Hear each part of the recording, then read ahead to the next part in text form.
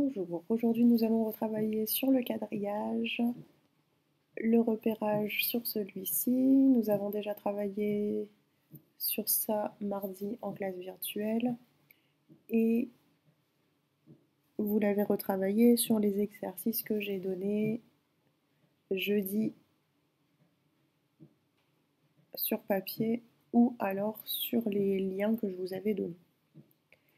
Normalement, tu as dû préparer un quadrillage avec 4 colonnes et 5 lignes. Nous jouons toujours avec notre pirate qui cache des trésors sur la carte. Je vais vous montrer un trésor, à vous de le retrouver sur votre quadrillage.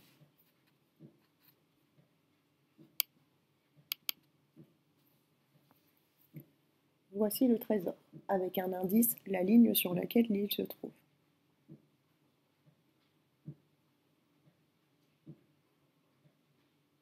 À toi de le replacer sur ton quadrillage.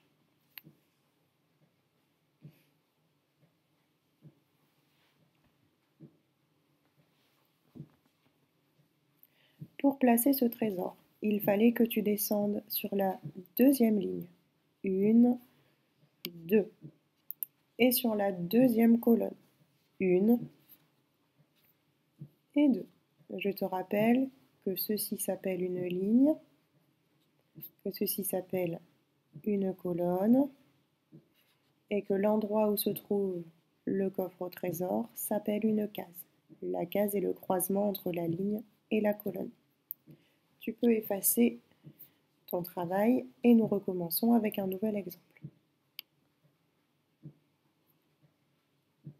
Tu es prêt? C'est parti.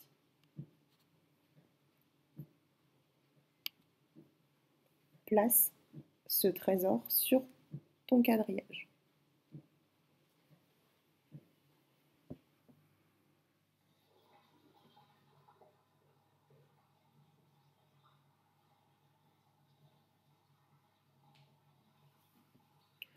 Pour trouver ce trésor, il fallait compter les lignes. 1 ligne, 2 lignes, 3 lignes, 4 lignes. Et ensuite compter les colonnes. 1 colonne, 2 colonnes, 3 colonnes. Et donc le trésor se trouve à l'intersection de ces lignes et de ces colonnes. L'intersection, c'est le croisement. Là où ça se croise, on peut appeler ça aussi une intersection. On en fait un dernier. Tu peux effacer.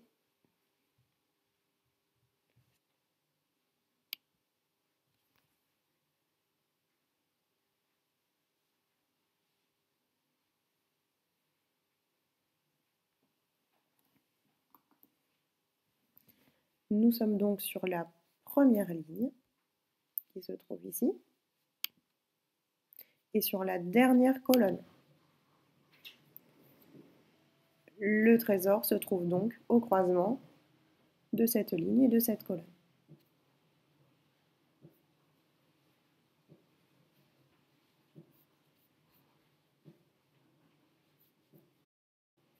Nous continuons notre travail, mais attention, il va y avoir des changements. Cette fois-ci, nous allons devoir chercher où est cachée la pièce d'or. À toi de trouver sur ton quadrillage où elle se trouve. Je te montre. Comment as-tu fait pour trouver la pièce d'or?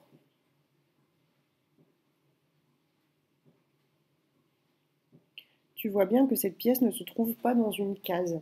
Elle est à l'intersection de 4 cases. C'est 4 cases ici que je te montre avec la flèche.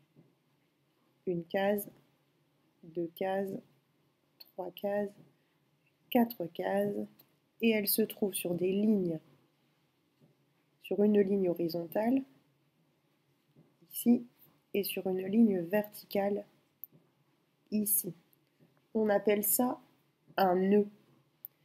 Pour la dessiner, il fallait donc que tu cherches ce nœud. Ici, la ligne horizontale, et ici, la ligne verticale. L'endroit où se trouve la pièce s'appelle un nœud. Donc cette fois-ci, tu ne dois plus compter les lignes et les colonnes. Il faut que tu comptes les lignes verticales et les lignes horizontales. On va refaire un exemple.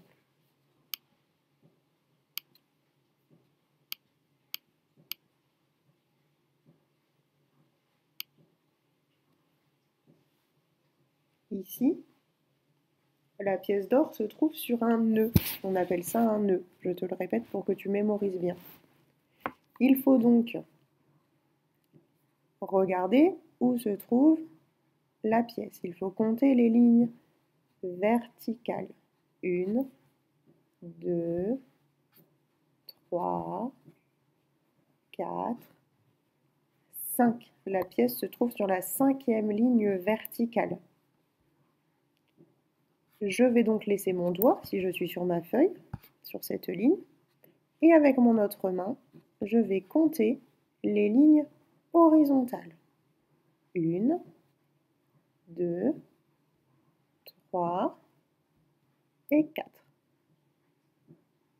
Donc, 5e ligne verticale, 4e ligne horizontale, et l'intersection de ces lignes s'appelle un nœud. Nous ne sommes plus dans une case, comme ici, nous sommes à la limite de 2 lignes.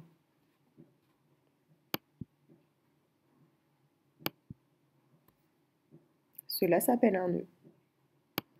Je te fais un dernier exemple et ensuite tu pourras t'entraîner sur un exercice.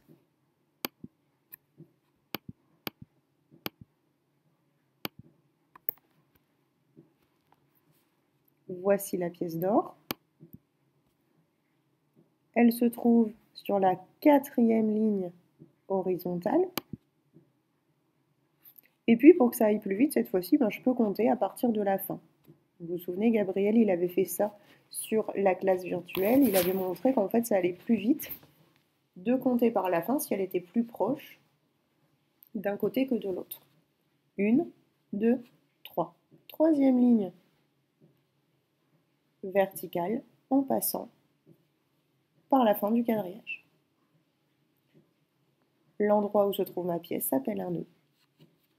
Maintenant, à toi de jouer sur les exercices que je te propose en dessous. Bon courage!